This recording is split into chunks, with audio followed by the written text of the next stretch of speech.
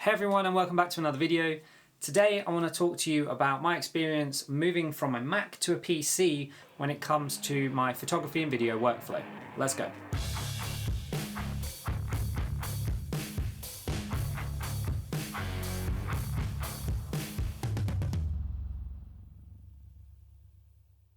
Okay, so obviously there are hundreds of different variables in terms of system specs, so let's clear that up first. Mid 2015 MacBook Pro with an i7-4790K, 16 gigs of RAM, and a 256GB SSD. That's what I went from, and I've gone to a custom built 3900X Ryzen 9 processor with 32GB of Corsair Vengeance Pro RAM, an RTX 2080, as well as about 12 terabytes of storage, purely because PCs have so much more capacity if you build them yourself. Okay, so with the system specs out of the way, let's talk about a couple of the things that I noticed when moving over. Around about the same time as moving from Mac to PC, I moved from iPhone to Android.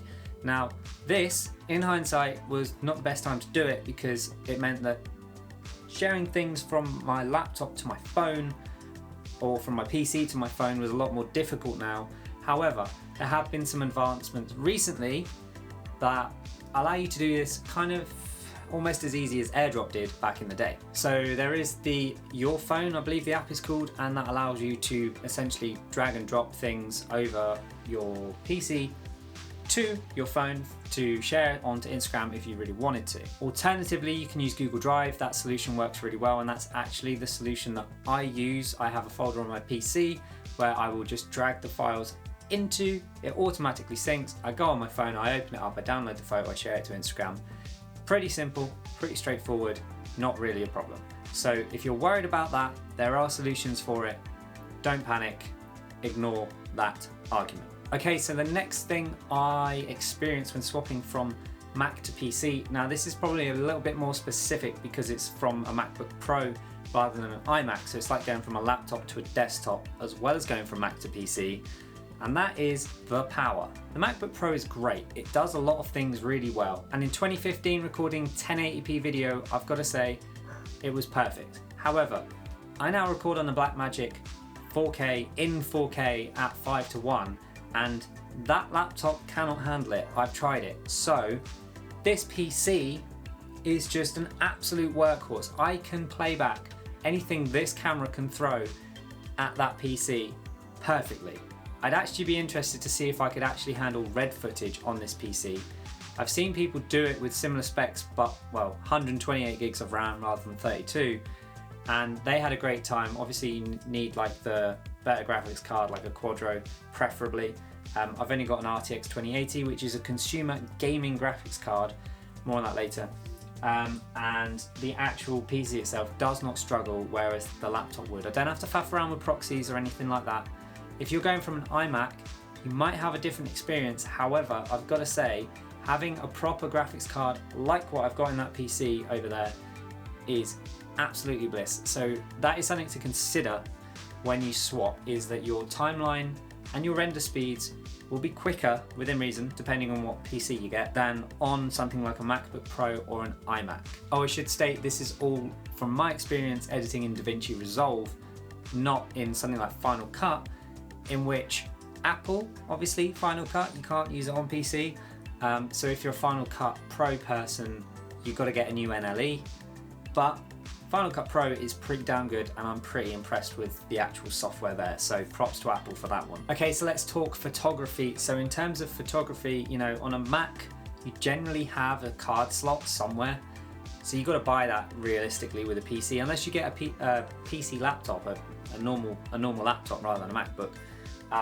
You need to get a card reader, so that's something you'd have to consider in terms of the cost, but also actual kind of like workflow. Like I said earlier, a little bit more difficult to sharing photos onto Instagram, but there is a solution, a couple of extra steps, but it still works. It's great. Another thing is, you might see over here screens. I've got 3 of them, none of them match. My fault. If you get a PC, make sure you get at least one really good screen that matches up to something like a MacBook Pro or an iMac, because I'll tell you this, a normal monitor is nowhere near that of an iMac. I'd factor in a good, like, decent chunk of money to get yourself a decent monitor for that. Okay, in terms of file structure and like the general operating system, something that you probably want to know is Windows is a little bit different. You know, file managers, they're all roughly the same once you figure out where they are. But there are a few nice things on a Mac, like using Command and the up button to go up a level, like upper folder level. That doesn't work on PC, a bit annoying. However, on PC, the ability to snap windows by using the Windows key and the arrows is phenomenal. I love being able to do that. You can divide your screen into 4. So for instance, when I'm gaming on this, I have my game in the middle, and then on the left I will have it split into 4 with things like WhatsApp, Signal, and various other forms of communication. On the right I will have my Streamlabs.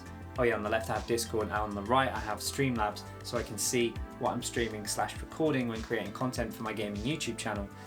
Which brings me on to gaming. You ever tried gaming on one of these? Like, seriously? It's just not a thing. Maybe some emulator stuff or some cloud, but not actual games running off of this machine. Whereas you build a PC like that, obviously you're going to be gaming on it. However, gaming drivers do not equal video editing drivers.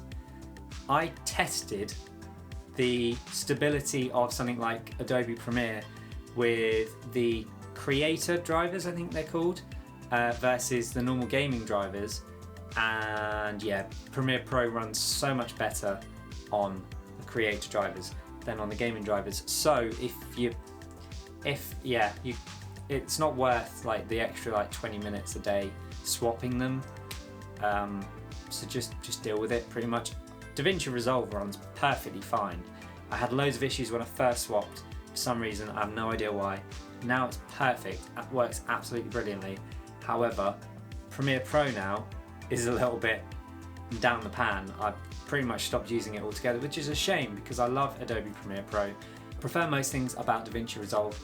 However, Adobe Premiere Pro, it's nice to have all of your presets and stuff. It's a lot more like user-friendly than DaVinci Resolve, so yeah, that's kind of nice. But that's kind of a summary of my experience moving from Mac to PC, so I hope you did find this video useful to kind of see somebody's perspective. Don't forget to like, comment, get subscribed, like the bell to stay up to date for whenever I release a new video, and until the next one, see ya.